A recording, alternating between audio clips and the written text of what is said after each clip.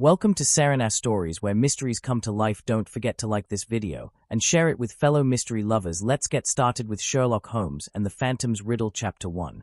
Gas lamps flickered faintly, their light feeble against the dense mist that rendered the cobblestone streets almost spectral. Within the cozy confines of 221B, Baker Street, the scene was a stark contrast to the gloom outside. The fire crackled in the hearth, its glow casting warm, dancing shadows on the walls.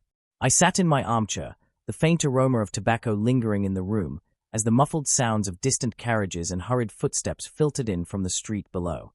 Holmes was at his workbench, utterly engrossed in one of his peculiar experiments. The cluttered surface was strewn with glass vials, their contents glinting in the firelight, and a peculiar object rested at the center of his focus. "What do you make of this, Watson?"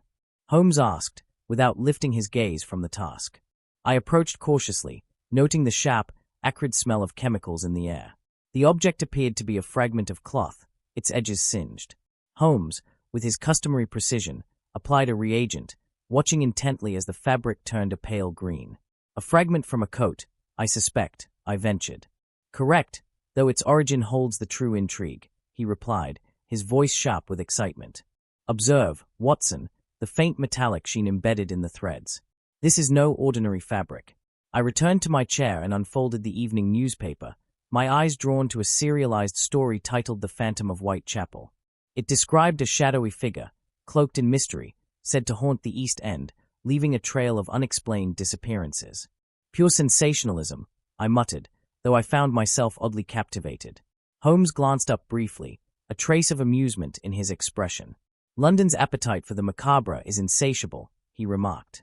"Such tales serve as fertile ground for deception. Yet, Holmes," I argued, "might there not be a kernel of truth in the myth? These disappearances." "Coincidence and credulity, Watson," he interrupted.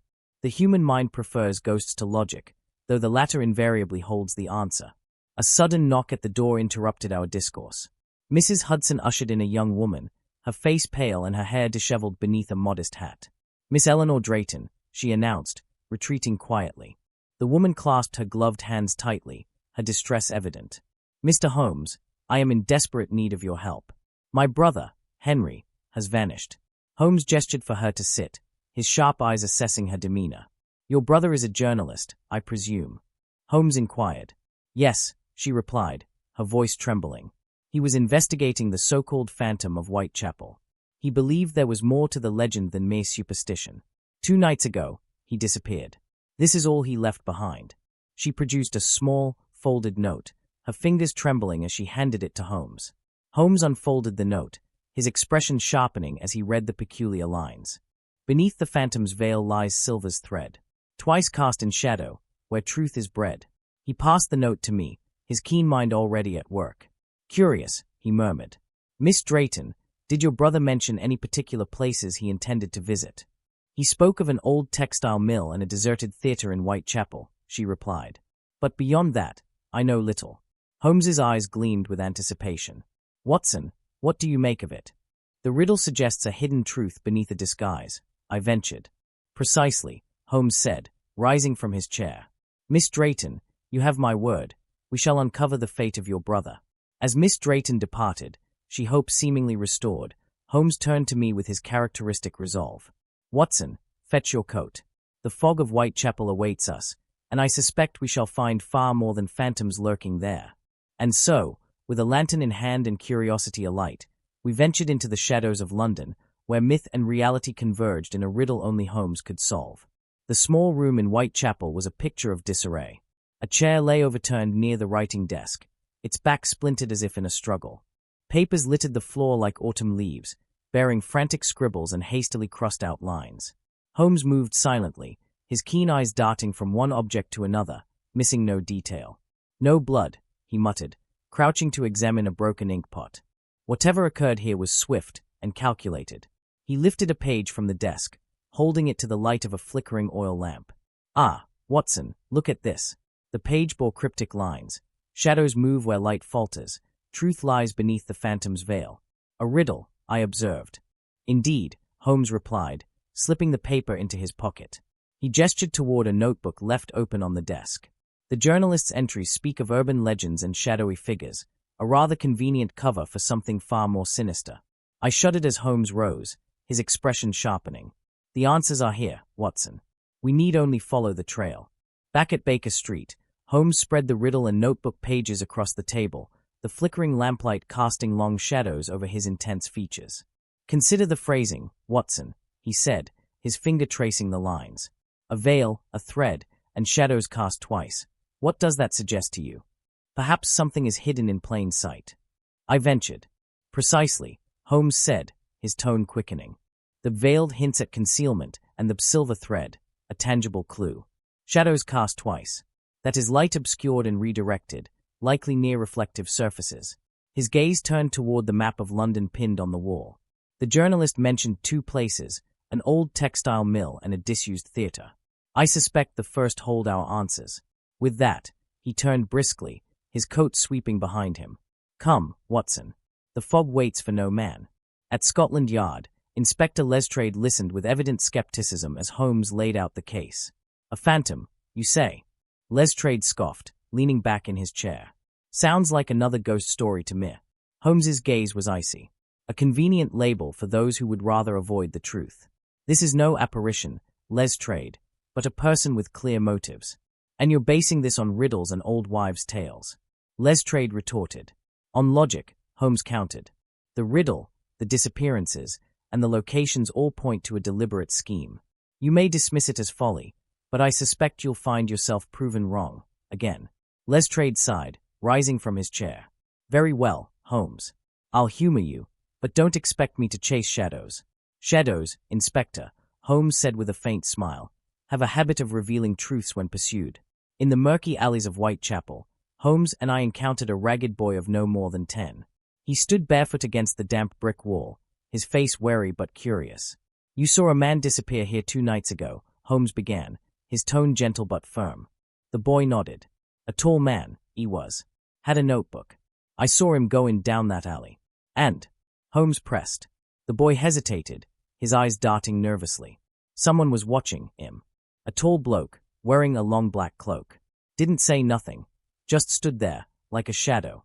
Holmes knelt, producing a coin and placing it in the boy's hand. You've done well, my lad. Stay out of dark alleys for now. As we walked away, Watson asked, What do you make of it, Holmes? A shadow in a cloak, he said, his voice low. Not a phantom, Watson, but a predator waiting for his prey. The abandoned textile mill loomed ahead, its windows dark and broken, like hollow eyes gazing into the fog. The air was damp and heavy, carrying the scent of mildew and decay. Inside, silence reigned, broken only by the creak of floorboards underfoot. Holmes moved with the precision of a cat, his lantern casting eerie patterns on the walls. Here, he said suddenly, crouching by an old loom. He held up a small fragment of fabric, its edges frayed but glinting faintly in the light. Silver threads, I murmured. Indeed, Holmes said, tucking the fragment into his pocket. A calling card, perhaps, marking items for transport. This is no ghostly relic, Watson. This is evidence of something far more tangible. Back at Baker Street, Holmes laid the silver-threaded fabric beside the riddle. Consider the evidence, Watson, he said. The veil is no veil at all but a cloak, a disguise. The silver threads are markers, and the shadows are cast twice. A clever misdirection, drawing eyes where they do not belong. And the phantom? I asked. A phantom only in name, Holmes replied, his eyes alight with excitement. Our adversary is a master of disguise, using fear and superstition to conceal their true purpose. And I suspect they are far from finished. With that, Holmes leaned back in his chair, the glint of a new challenge in his gaze. Prepare yourself, Watson. The game is afoot. The dilapidated theater loomed ahead, its cracked facade bearing the scars of time and neglect. A faint drizzle fell as Holmes and I ascended the worn steps, the creak of rotting wood beneath our boots seeming to protest our intrusion. Inside, the darkness was oppressive, broken only by the faint shafts of moonlight that slipped through shattered windows. Dust motes hung in the air like restless spirits, and the scent of mildew permeated the space. Observe, Watson, Holmes whispered, pointing to faint, uneven footprints in the dust. Our quarry has been here recently. We followed the trail onto the stage, where the remnants of a bygone era lay scattered, tattered curtains, broken props, and decaying furniture. Near the back, Holmes paused before graffiti scrawled in red on the peeling walls. The veil conceals, but the thread reveals. A deliberate message, Holmes murmured, his eyes narrowing. This theater is no mere hideout. It is a piece of the puzzle. At the center of the stage, Holmes crouched to retrieve a folded note tucked beneath a loose floorboard. He held it aloft, the parchment yellowed with age. Unfolding it, he read aloud. To the great detective who chases shadows, you find only what I wish you to see. The veil grows darker, the thread more elusive. Shall we dance again? The note was unsigned, but the taunting tone was unmistakable. Brazen, I muttered, a chill running down my spine. They mock you, Holmes. Mockery is a tool of the desperate, Holmes replied coolly. They know we are closing in. He pocketed the note, his expression betraying a flicker of admiration. But the question remains, why such theatrics? To delay us or to lead us astray? Holmes scanned the walls one last time before turning sharply. Come, Watson. This game of shadows is far from over. The manor stood silent in the night, its grandeur faded but still imposing. Ivy climbed its crumbling stone walls, and the iron gate creaked mournfully as we pushed it open. Inside, the air was heavy with the scent of damp wood and decay. Faded tapestries clung to the walls, their colors dulled by time. An ornate chandelier, now coated in dust, hung precariously from the ceiling. Holmes's lantern cast eerie shadows as we explored the grand hall. His sharp gaze landed on a portrait, an imposing figure in a black cloak, his stern face framed by silver threadwork on the garment. Remarkable, Holmes said, stepping closer. The silver thread, a motif in the Phantom's Riddle. As he inspected the portrait, he uncovered a small slip of paper hidden behind the frame. The note bore another cryptic message. The past casts long shadows, and grudges deeper still. Watson, Holmes said, his voice low, this is no ghost story. It is a tale of vengeance and profit. Back in the theater, Holmes's lantern flickered as we retraced our steps. The oppressive silence was broken by a sudden, sharp creak above us. Holmes! I shouted, as a sandbag hurtled from the rafters. Holmes sidestepped deftly, the bag crashing onto the stage with a deafening thud. Stay alert, Watson, Holmes commanded, his voice steady. As we moved cautiously toward the exit, my foot caught a tripwire. The sound of grinding gears filled the air as a concealed mechanism triggered a cascade of falling debris. Down! Holmes shouted, pulling me to the floor. Dust and splinters rained down as we scrambled to safety. An elaborate trap, Holmes observed, brushing debris from his coat. Our adversary is not merely cunning but resourceful. My heart pounded as I scanned the shadows. Do you think they were watching us? Undoubtedly, Holmes replied. And they wanted us to know it. Back at Baker Street, Holmes laid out the clues, the silver-threaded fabric, the portrait, and the cryptic notes. Watson, consider the textile mill and the manor. What links them? Both were once prosperous, I ventured, but have since fallen into ruin. Precisely, Holmes said, his eyes gleaming. They belong to rival textile barons, whose feud is well documented. This phantom exploits their shared history, using their secrets as leverage. But to what end? I asked. Profit, Holmes replied. The riddle speaks of shadows and veils, but beneath it lies a network of smuggling, protected by fear and superstition. Holmes leaned back in his chair, his expression triumphant. The phantom is no mere criminal, Watson. They are a master manipulator, weaving deception as skillfully as any loom. The final piece fell into place as Holmes examined the ledger recovered from the theater. It listed names, payments, and destinations, a detailed account of smuggling operations. This is their web, Holmes said, tapping the document. A network of criminals operating under the guise of urban legends. Fear protects them, Watson, as surely as any fortress. His voice grew somber. But such deception cannot endure forever. We have the means to expose them, and to dismantle their empire. As the first light of dawn broke through the fog, Holmes turned to me with a rare smile. And so, Watson, the veil is lifted. But I suspect our phantom has yet more tricks to play. The entrance to the lair was concealed behind the remnants of a shattered loom, its splintered wood masking a narrow stone staircase descending into darkness. Holmes moved ahead with deliberate steps, the faint flicker of his lantern illuminating the damp walls slick with moisture. Mind your footing, Watson, he cautioned. The ground is treacherous, much like the path we tread in this case. The air grew colder as we descended, heavy with the scent of mildew and decay. Faint torchlight danced on the walls, casting long shadows that seemed to twist and shift as we moved deeper into the labyrinth. This is no haphazard hideout, Holmes remarked, his voice barely above a whisper.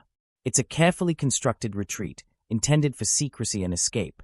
At the base of the staircase, the passage opened into a cavernous chamber, its floor littered with crates stamped with foreign markings. Holmes's sharp gaze scanned the room, his mind working with relentless precision. "This is it, Watson," he said, his tone laced with certainty. "The nexus of their operation." A shadow moved in the corner of the chamber, and before we could react, a figure stepped into the dim light, a tall man cloaked in black, his face obscured by a mask. "Gentlemen," he greeted, his voice smooth and theatrical, "I must commend your persistence. Few have made it this far." Holmes's eyes gleamed with recognition. A skilled actor, once acclaimed on the London stage, now reduced to a life of crime. "Your disguises are impressive, but your theatrics betray you." The man's laughter echoed through the chamber. "You flatter me, Mr. Holmes. But I prefer the term opportunist. The legends, the fear, they were merely tools to achieve my aims." Holmes stepped closer, his deductions cutting through the man's bravado. "You exploited the urban legends to shroud your smuggling enterprise, preying on superstition to keep prying eyes away. And when that wasn't enough, you silenced those who got too close." The man's mask fell away, revealing a face lined with cunning and cruelty. "Bravo, Mr. Holmes. But I fear this is where our performance ends." Holmes's gaze fell to a ledger resting atop a nearby crate. With quick precision, he flipped through its pages, his expression growing graver with each turn. "Watson," he said, handing me the book. "Here lies the truth behind the riddle, a record of every transaction, every name, and every betrayal." The ledger detailed a sprawling network of smuggling operations, implicating influential figures across London. The silver threads in the fabric served as markers, identifying goods for transport under the guise of legitimacy. "The phantom's veil conceals a truth far darker than superstition," Holmes murmured. "And shadows cast twice. A metaphor for those who operate in both high society and the underworld." His voice took on a rare edge of admiration. "Clever, but ultimately flawed. Even the most intricate web cannot withstand the light of reason." Before we could act, the villain lunged toward a hidden passage, extinguishing the torches and plunging the chamber into darkness. "Quickly, Watson!" Holmes shouted, his lantern cutting through the gloom. We pursued him through twisting tunnels, the sound of his footsteps echoing ahead. The air grew thinner, and the walls seemed to close in around us. Suddenly, a trapdoor sprang open beneath my feet, and I stumbled, catching myself on the edge. Holmes pulled me up with surprising strength, his eyes blazing with determination. "We're close," he said. "He won't escape justice." In the final stretch, we cornered the man at a dead end. Desperation flashed in his eyes as he raised a weapon, but Holmes disarmed him with a calculated strike, and I subdued him with a well-timed blow. "Your gambit failed," Holmes declared coldly. "The curtain falls here." A muffled cry drew our attention to a locked door. Inside, we found the missing journalist, bound and disheveled but alive. "Thank you," he gasped, his voice hoarse. "I thought no one would find me."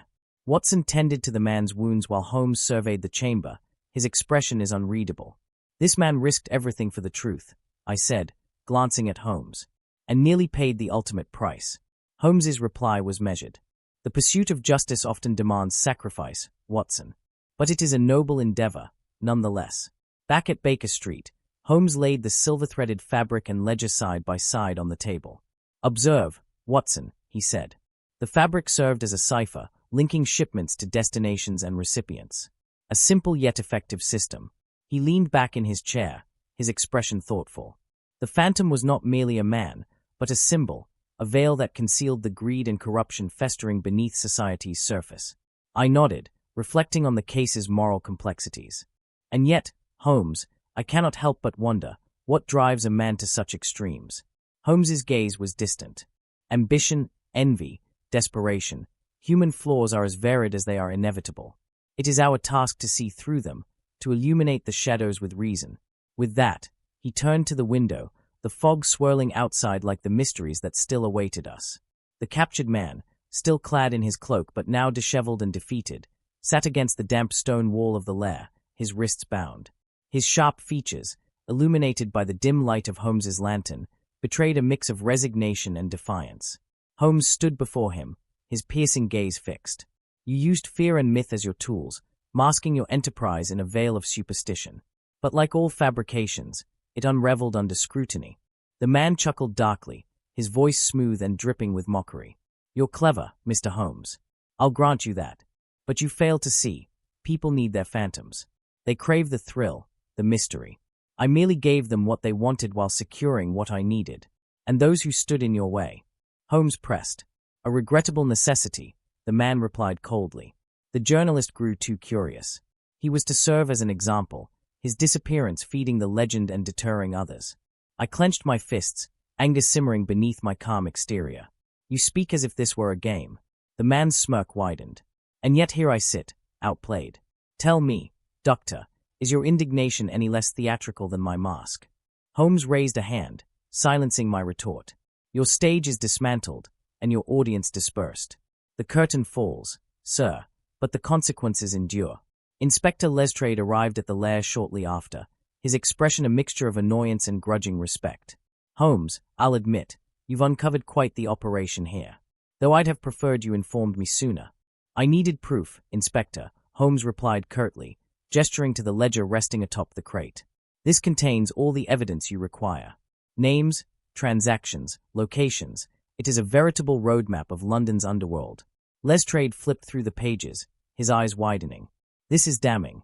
These names, even some of the city's finest, are implicated. Holmes nodded. The Phantom was merely a cog in a far larger machine.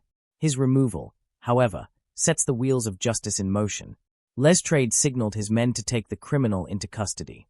As they hauled him away, Holmes watched with an air of detachment, his mind already turning over the next puzzle. You've done it again, Holmes, Lestrade muttered, almost grudgingly. But one day, you'll have to let us do our jobs. Perhaps, Inspector, Holmes said with a faint smile. But only when you prove you can do them without me. In a side chamber of the lair, we found the missing journalist, pale and disoriented but alive. Miss Drayton rushed forward as we escorted him out, tears streaming down her face. Henry, she cried, throwing her arms around him. I thought I'd lost you forever. Her brother, though weak, managed a reassuring smile. I'm sorry, Eleanor. I should have been more careful. But I had to know the truth. You're safe now, she whispered, holding him tightly. Thanks to Mr. Holmes and Dr. Watson. Holmes, standing a few paces away, observed the scene in silence, his sharp eyes softened by a fleeting glimpse of humanity. Doctor, the journalist said, turning to me. And you, Mr. Holmes, thank you. You've saved not just my life, but the truth I sought to uncover. Holmes inclined his head slightly. Truth, Mr. Drayton, is a precious commodity. Guard it well. Back at Baker Street, the fire crackled in the hearth, its warmth a welcome reprieve from the damp chill of the lair. Holmes stood by the window, his silhouette framed by the faint glow of gas lamps on the foggy streets below. Remarkable, he said at last, breaking the silence. How easily fear can be manufactured and wielded. I looked up from my notes, intrigued. You mean the Phantom's use of superstition? Precisely, Holmes replied. Legends, myths, they appeal to the primal instincts of man, clouding reason and creating vulnerability. The Phantom understood this well and exploited it with precision. And yet, I counted, fear also drove us to act, to uncover the truth and bring justice. Holmes turned to face me, his expression unreadable. Fear is a double-edged sword, Watson. It can inspire courage or breed cowardice, depending on who wields it. The key is to strip it of its mystery, to reveal the man behind the mask. Miss Drayton's gratitude had been effusive, yet as the door closed behind her and her brother, I noticed that Holmes seemed unmoved. He lit his pipe and sank into his chair, his mind already miles away. You've done a great thing tonight, Holmes, I ventured. You've brought justice, reunited a family, and dismantled a criminal enterprise. Holmes exhaled a plume of smoke, his gaze fixed on the flames. Justice, Watson, is a byproduct. My true reward lies in the pursuit, the unraveling of the threads, the thrill of the chase. The rest is incidental. I studied him for a moment, a mixture of admiration and sadness filling my chest.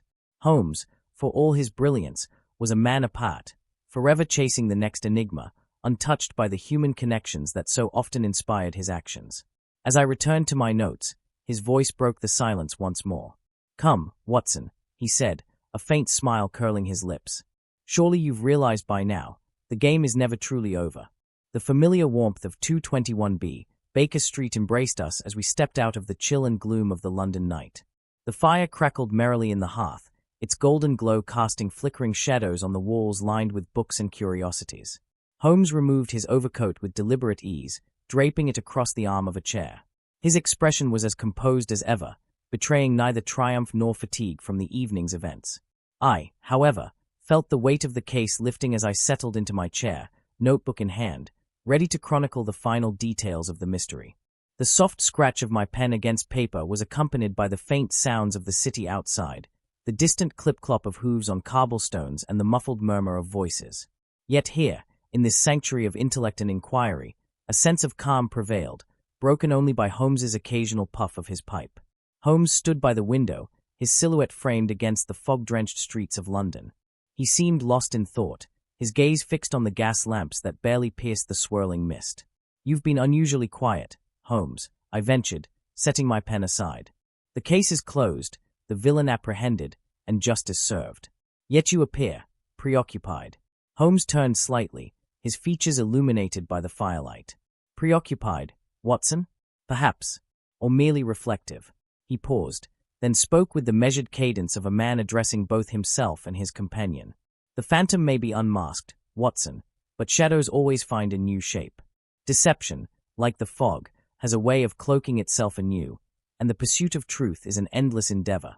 His words hung in the air, weighty and profound.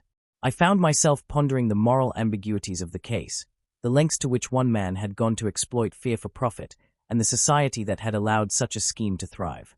Holmes, ever the pragmatist, broke the silence with a faint smile. "But do not let my musings cloud your narrative. Capture the triumph, Watson. Leave the shadows for another day."